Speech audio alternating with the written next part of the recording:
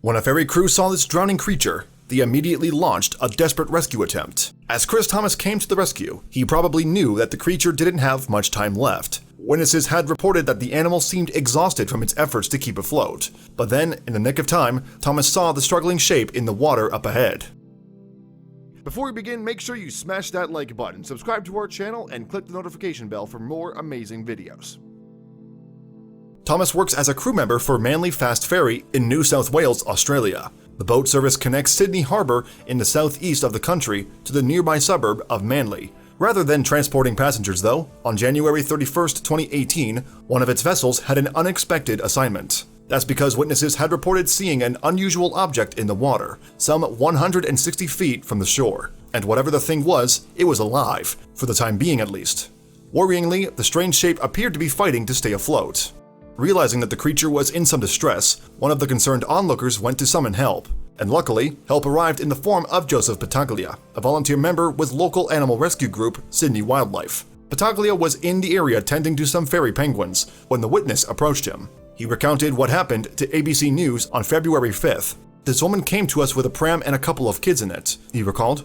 Battaglia went on to explain that the woman had seen something leap into the water and start swimming. And as other wildlife rescue volunteers corroborated the woman's story, it seemed clear that there was an animal in peril. Quite aside from drowning, though, the creature also faced another danger in the harbor. Indeed, the ferries themselves posed the biggest hazard to a water-bound animal. Sydney Ferry staff Jackie Carroll told ABC News that they were focused on avoiding the possible collision. For this reason, some services were delayed until the animal could be rescued.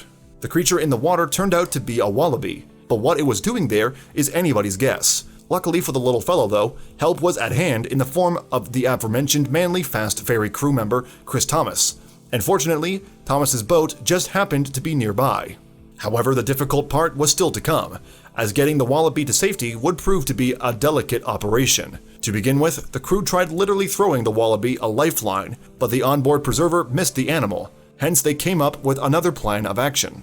This involved making a lasso from a rope, which the crew subsequently hoped to loop over the wallaby. On seeing this, Jody Lewis, another volunteer at Sydney Wildlife, offered her 2 cents worth.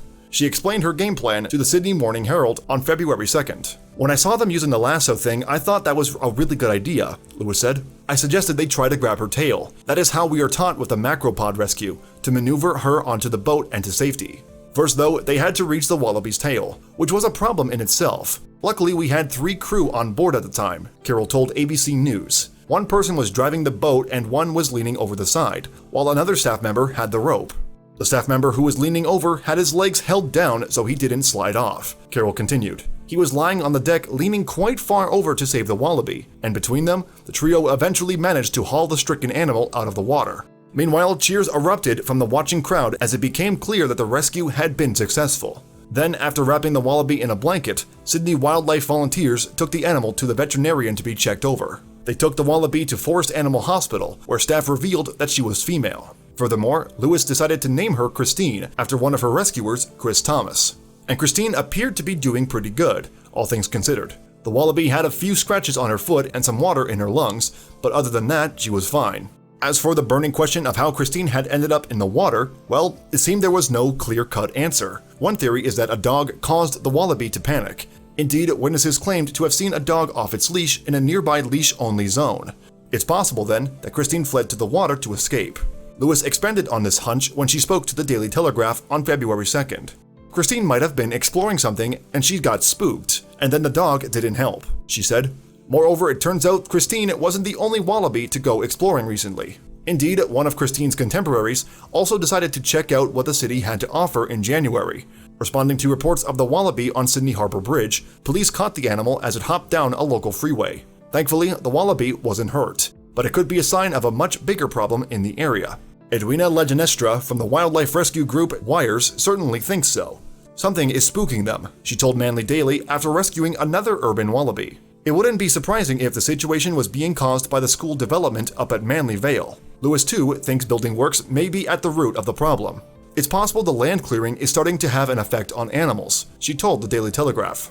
"Whatever the cause, at least there are some good folk in Sydney who have the wallabies' backs. We do what we can," Lewis concluded. Thanks for watching another heartwarming video. Please check out our channel for more stories that will make your heart melt.